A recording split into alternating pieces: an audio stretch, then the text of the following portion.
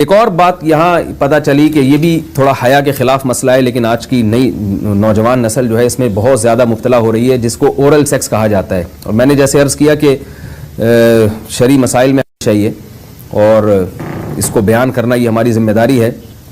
تو یہ چیز بھی انگریزی فلموں سے اور فحش فلموں سے ہماری نئی نسل میں بہت تیزی سے سرایت کر رہی ہے، اور لوگ اس بارے میں علماء سے بہت زیادہ مسائل پوچھتے ہیں، خواتین بھی پوچھتی ہیں جو اس میں مبتلا ہیں.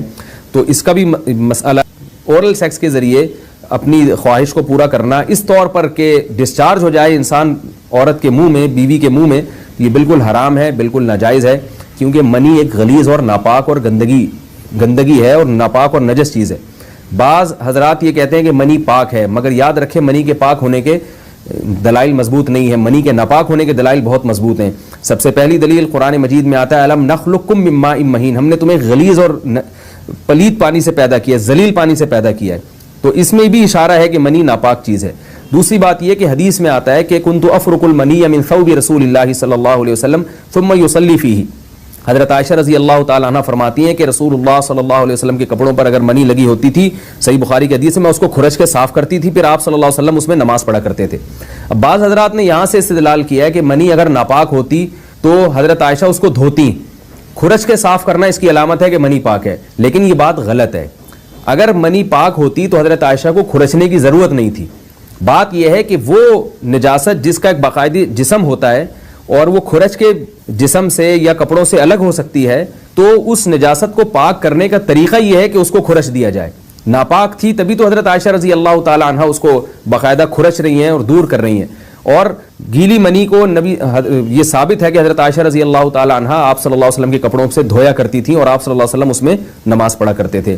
حضرت عمر رضی اللہ تعالی عنہ کے دور میں کسی شخص کو احتلام ہوا تو اس نے اپنے پورے جو ہے نا وہ کپڑے دھوئے، تو حضرت عمر نے اس کو منع کیا، فرمایا کہ اتنا کافی تھا کہ اس جگہ کو تم دھو لیتے.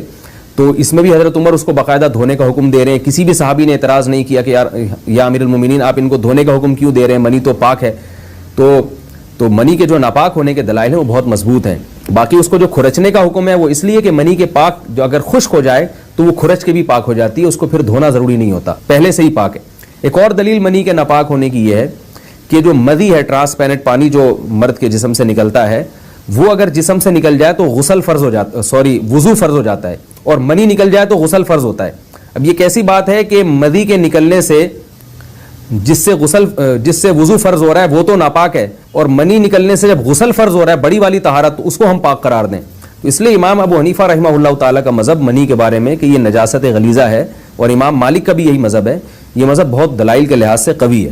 تو اس لیے عورت کے منہ میں ڈسچارج ہونا یہ بالکل حرام ہے، ناجائز ہے، گندگی ہے. اسلام میں اس کی قطعاً اجازت نہیں ہے.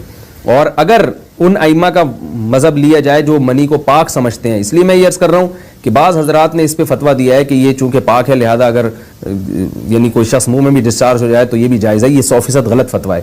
اس لیے کہ جو حضرات اس کو پاک کہتے ہیں وہ بھی اس کو خبائث میں داخل کرتے ہیں، حرام چیزوں میں داخل کرتے ہیں. اس کا کھانا یا اس کا منہ میں ڈالنا وہ بھی جائز نہیں کہتے.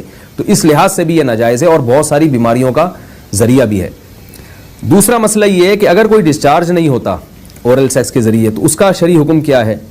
تو اس کا حکم یہ ہے کہ یہ انتہائی سخت درجے کا مکروہ ہے، ناپسندیدہ عمل ہے. اور اس کے سخت درجے کے مکروہ اور حرام نہیں ہے لیکن بہت زیادہ ناپسندیدہ اور شریعت کے مزاج کے بالکل خلاف ہے. اور اسلامی کلچر میں اس کا کوئی تصور نہیں تھا.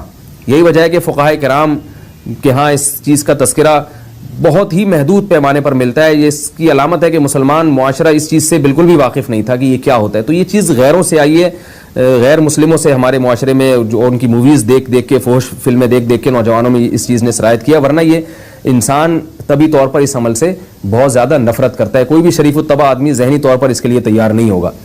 تو میں پھر بھی یہ کہہ رہا ہوں کہ بہرحال علماء اس کو ناجائز اور حرام نہیں سمجھتے، اس لیے کہ میاں بیوی ایک دوسرے سے جس طرح سے چاہیں استمتاع کر سکتے ہیں، لیکن سخت ناپسندیدہ بہرحال ہے اور مکروہ چیز ہے، اور اس قابل نہیں ہے کہ اس کی حوصلہ افزائی کی جائے. یہ اس کے بارے میں ہے کہ جب یعنی جو ہے وہ ادخال کیا جائے اس فم کے اندر، اس جو ہے مرد اس میں باقاعدہ جو ہے وہ تلذذ حاصل کرے. اگر ایسا نہ ہو بلکہ باہر سے استمتاع کیا جائے، جیسے بعض جگہ ایسا ہوتا ہے کہ کیا نام ہے عورت کو اس چیز سے گھن آتی ہے کہ وہ اپنے منہ میں اس گندگی کو لے کر جائے، تو پھر بعض شوہر زوجہ کو مجبور کرتے ہیں کسنگ وغیرہ پر، تو یہ کم درجے کی کراہت ہے، یعنی یہ بھی ناپسندیدہ تو ہے مگر یہ اس درجے کا مکروہ، اس درجے کا ناپسندیدہ نہیں ہے۔ دوسری بات یہ کہ یہ جو میں نے پوری ڈیٹیل بیان کی ہے یہ اس صورت میں ہے اس کے مکروہ اور ناپسندیدہ ہونا کہ عورت اس کے لیے ذہنی طور پر آمادہ ہو۔ یہ بات خوب یاد رکھیں، اگر عورت کو اس عمل سے گھن آتی ہے تو پھر مرد بیوی کو اس کام پر مجبور ہرگز نہیں کر سکتا، کیونکہ یہ نکاح کے جو ایگریمنٹ ہے، مقتضیات ہیں، اس کے خلاف ہے، یعنی یہ اس میں داخل نہیں ہے۔ عورت اپنے آپ کو ہم بستری سے تو نہیں روک سکتی، مرد جب چاہے گا بیوی سے ہم بستری کر سکتا ہے، عورت کو اجازت نہیں ہے، لیکن خاص اس عمل سے عورت مرد کو روک سکتی ہے اگر وہ ذہنی